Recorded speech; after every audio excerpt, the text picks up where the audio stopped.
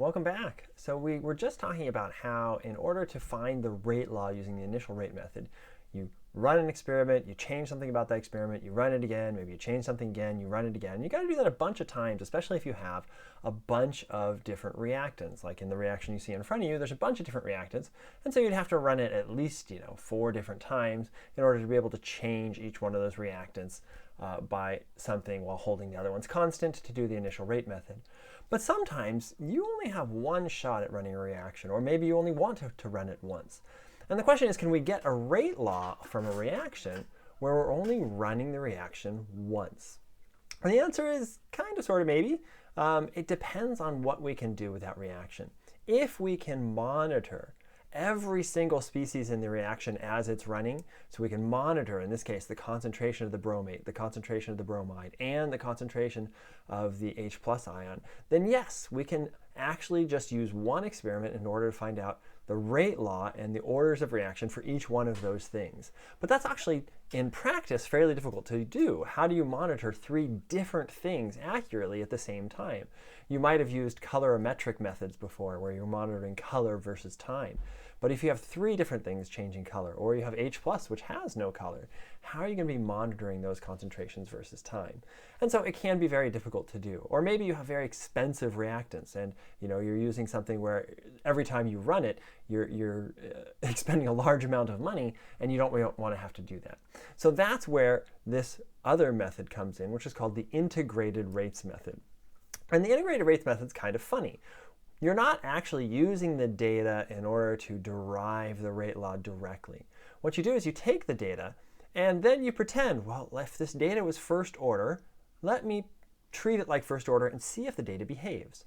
Oh, the data didn't behave. Well, let me treat it as second order and see if the data behaves. Oh, the data behaved when it was second order. Probably that means it's second order. So it's kind of a funny way. You're not analyzing the data directly. You're analyzing the data and then deciding how that data responded to that analysis. So really, we use the integrated rate law to test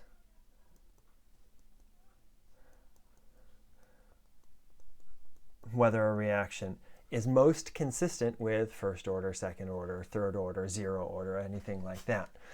And if we have a generic reaction, A goes to B, and we want to test the order of A, what we're going to do is we're going to monitor the concentration of A as a function of time. So we're going to get a plot and look at A as it's going down over time. And then we are going to analyze the data. So we're going to use our rate law. We know that rate is equal to K times the concentration of A to the M. That's our generic one. We know that's always true. We just have to figure out what M is. And the integrated rate law uses a little bit of calculus. We don't need to know the calculus. I'm going to show it to you briefly. If you haven't had calculus, don't worry about it. All you need to know for this class is the result. But if you remember, the rate was also equal to delta concentration of A over delta T, with that negative there because it's a reactant. And that was equal to K times A to the M. And so what this actually is, in reality, if you've done some calculus, is these aren't actually deltas. These are differentials.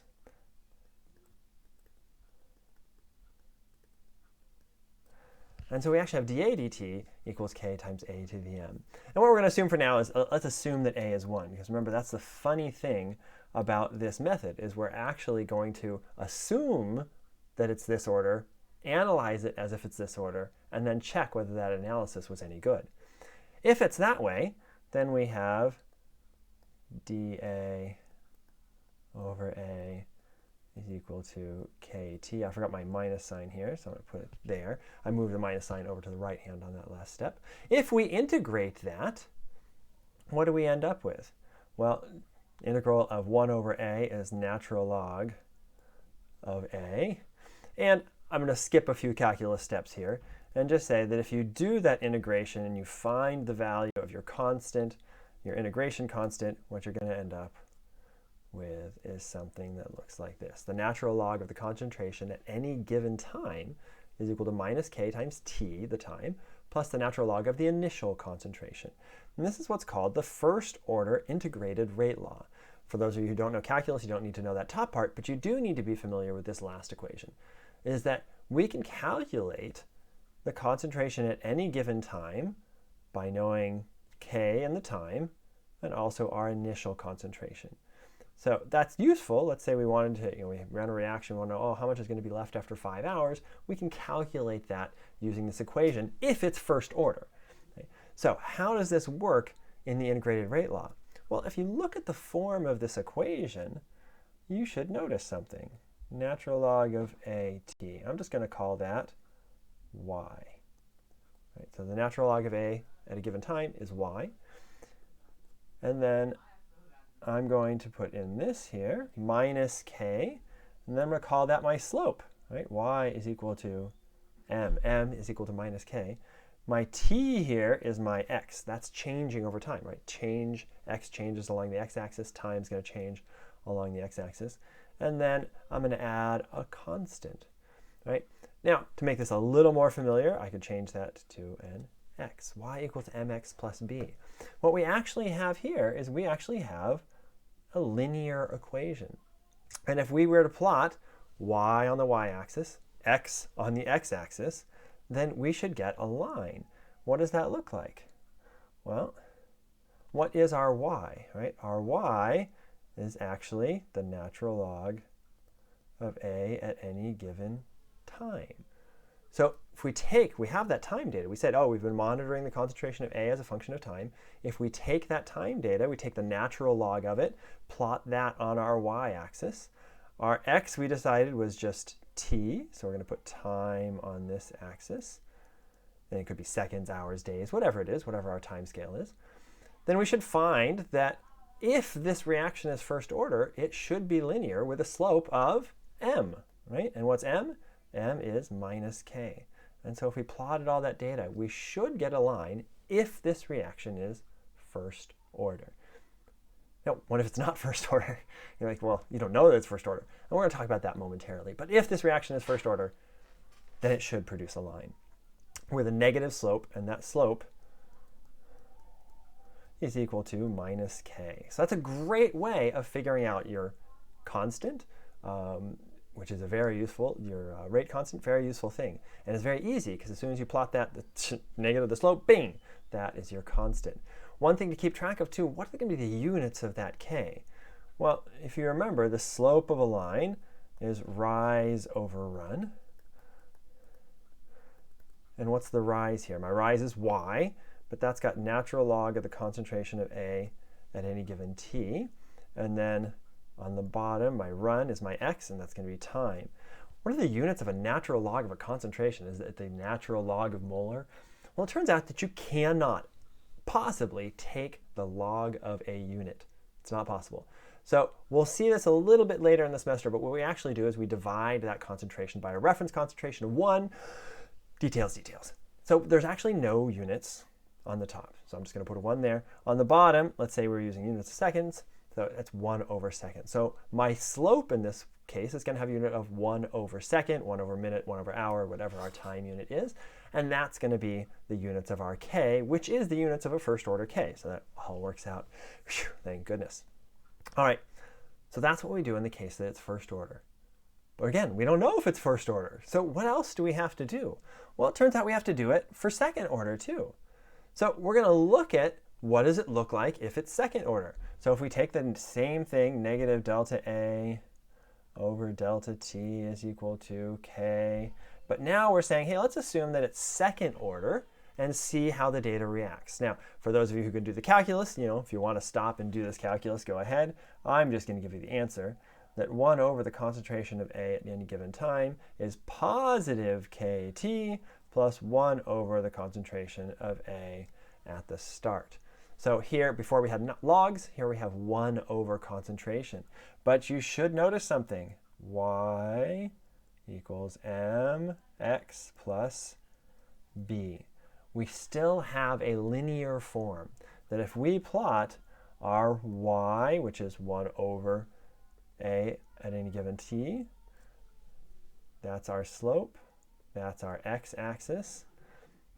oops, I've been saying that as x, right? And that's as m, just to be consistent. Y equals mx plus b, and our b is going to be that 1 over our initial concentration.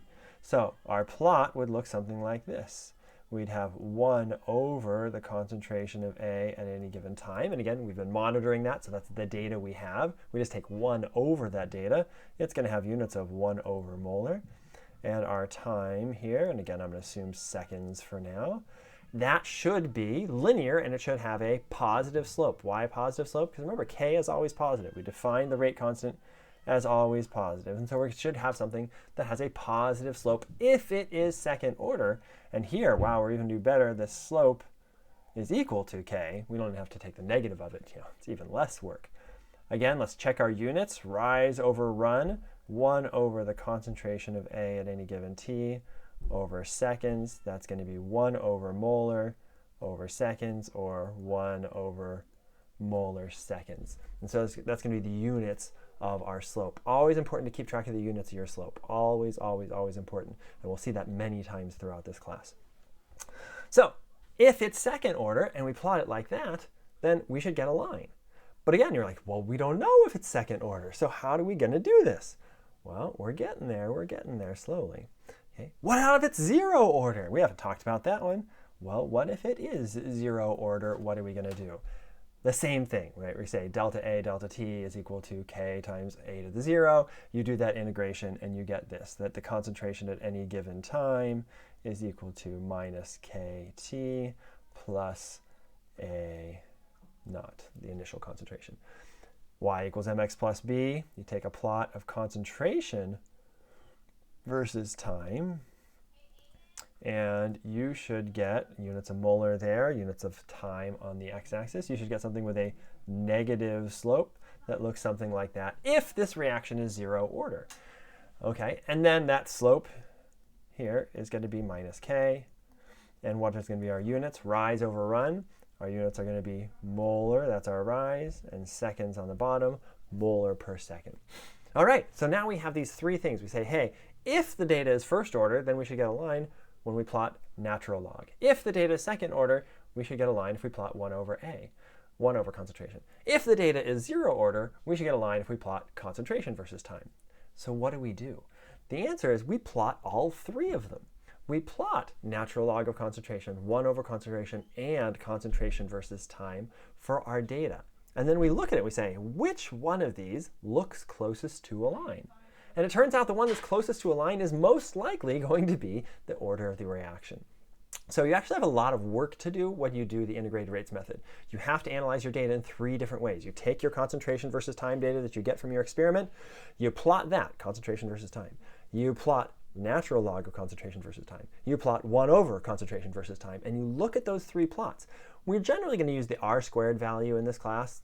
It's not the best way to determine whether something's linear, but it's easy, and so we're going to use it. So we're going to look at the r-squared value. Which one has the highest r-squared? And for those of you who aren't familiar with r-squared, it's just a way of calculating how well something fits to a line. It's possible to get things that aren't very linear that have high r-squareds, but we're not going to worry about those scenarios right now. High r-squared closest to 1, and we're going to see these, means chances are that's the one that we're going to be talking about. And you're going to do that in lab, and you're also going to do that in class. So let's take a look at some of how this data might look. What we're going to look at next is some plots. Now, I'm going to take a moment to tell you a little bit about these plots. First thing, what are we plotting? Here I'm plotting the concentration of A, so just straight concentration, no logs, no 1/overs, versus time. And if you remember from what we just talked about, that's what we call the 0 order test. So if the reaction is 0 order, then it should be linear. And what you see, that dark blue solid line, is some sample data that I made up of a 0 order reaction. And lo and behold, it has a negative slope. It's perfectly linear, and that looks great. But how do we distinguish that from a first order or second order? Well, I made up some data of a first order reaction, and that's what you see in the red dots there. The red dots is a first order reaction. I know it's first order because I made it up, and I said, hey, this is a first order reaction. That doesn't look very linear. When I do the 0 order test on a first order reaction, it doesn't look linear. Same thing for the green dashes. That's a second order reaction. Data I made up said, hey, second order, let's do some second order stuff. when I plot that, it certainly doesn't look linear.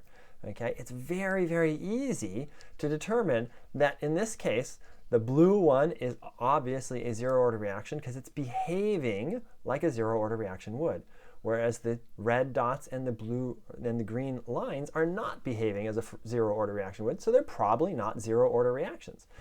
So let's take that exact same data and let's plot it as first-order reactions. So we're going to plot the natural log of the concentration of A versus time.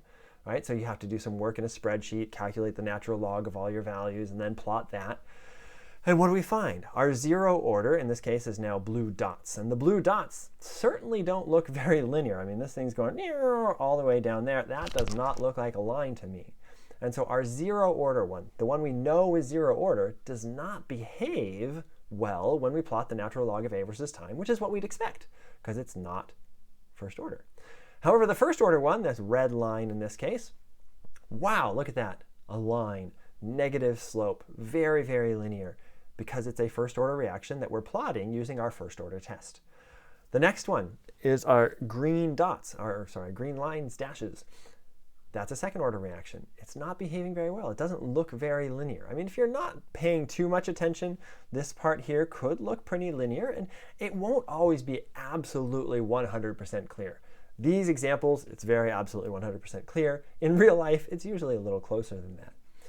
But you can see that there's definitely behavior. That red line is a line. There's not behavior. The blue dots and the green dashes are not behaving as a first order reaction would. And that's good because they're not first order reactions. So lastly, you can imagine what was coming next, a second order plot. I take it and I plot 1 over concentration. I forgot my units here of 1 over molar and versus time. And so the green line, that's a second order reaction. It's one I know to be second order because I made it up. Boy, does that look linear. Good. A second order reaction, when I plot it like a second order reaction, behaves linearly, which is what it's supposed to do. Whereas that first order reaction and that zero order reaction, the ones I know to be zero order and the ones I know to be first order, they are not behaving linear. I mean, they're behaving almost exponentially, it looks like, and that is obviously not linear. And so you have a very clear way of telling whether a reaction is zero, first, or second order. If it's not one of those orders, these tests don't work so well. There are tests for 1.5 order. You can do the calculus and figure it out. They're just so uncommon, people don't generally use them. Zero order, first order, second order, so common, it's going to be your first line of defense. Hey, well, let me try and see if I got a zero, first, or second order reaction first. All right, so summary, what are we going to do? We're going to test whether a reaction follows zero, first, or second order. We're going to create a series of plots. So, for example, if we had N2O5, what are we going to do? We're going to plot the concentration of N2O5 versus time. And then we're going to plot the natural log of the concentration of N2O5 versus time. And then we're going to plot 1 over the concentration of N2O5 versus time. 3 plots every time. You can't make one plot with 3 lines on it. It doesn't work. You know, I kind of did that in that last one because I was showing you what doesn't work. But when you're making these have to be 3 separate plots because they just have different scales. Right? And it's too hard to try to do a bunch of different scales on one plot. So that's 3 separate plots. Concentration versus time, natural log of concentration time, 1 over concentration versus time. We don't care about this 2, because remember this is an overall reaction. That 2 doesn't tell us anything. It tells us stoichiometry, but it doesn't tell us that it's second order. So those are the things we do, and we look to see which one's the most linear.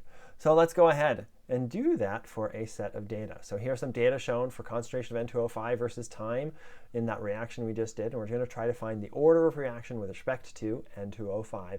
We're also going to try to find the value of K. So what are we going to do? We're going to plot our 3 different things. So let me blow this up for you. We're going to plot concentration versus time, natural log of concentration versus time, 1 over concentration versus time for the same data. It's not different data. It's the same data plotted 3 different ways. And you can see pretty clearly that when I plot the concentration versus time in this first one, that is not very linear looking. The line fit there does not fit many of my data points. When I plot 1 over concentration versus time over here, that is not very linear. My line fit does not fit many of my data points. But lo and behold, when I plot that one here, that's beautiful. I mean, it's just like right on there. Every one of my data points, natural log of concentration versus time, falls right on that line. Now, this is made up and contrived data, so that's why it's so pretty. In reality, when you take data in the lab, it's not going to be that pretty, just so you know. Now, how do we find the value of k? We've already determined just from that, because this plot is most linear, and this is the kind of logic I want you to use on a test or quiz, because the natural log of concentration of N2O5 versus time is most linear. Here we can determine that by inspection, but in lab, and maybe other times, you might have to use the r-squared value. The r-squared value closest to 1 is the one you want. Because concentration of N2O5 versus time, natural log, sorry, is most linear, the reaction is first order in N2O5. We don't know what it is in other things. In this particular reaction, there's only one reactant, so that's it. But if there were other reactants, this plot wouldn't tell us the order of those other reactants. It only tells us the order of the one we're plotting. So we're plotting N2O5, so we know the order of reaction of N2O5. But since this is the only one, we now know that the rate law is K times the concentration of N2O5 to the first, and nobody usually writes the 1 there. How are we going to find K? Well, if you remember from the form of the integrated rate law, the natural log of N2O5 t is minus kt plus the natural log N2O5 naught. The slope is minus k. I didn't put the slope up there, but the slope in this case is minus 0.0069. And if you remember, the units are per second, because there's no units on the natural log of concentration. There's 2 units as time on the x-axis. So the slope is negative 0.0069 per second, which means that our k is just the minus slope, which is a positive 0.0069 per second. So really easy to find the k. Once you've made these plots, you do a line fit, you found your k's. All right, that's how we do it. Plot all 3 of them, figure out which one's the most linear, use the slope to find our k. And it varies. For 0 order and first order, it's a negative of the slope. For second order, it's a positive of the slope. So, your turn to try something real quick before we're done. Which chart tells me that I have a second order reaction? So you're going to want to look at those 3 charts and decide which one of those looks most like a second order reaction. Ready? Go! Okay, so hopefully you're like, well, it's got to be the most linear one. Even without looking at the axes, it's probably going to be this most linear one. But let's go ahead and take a look at the axes.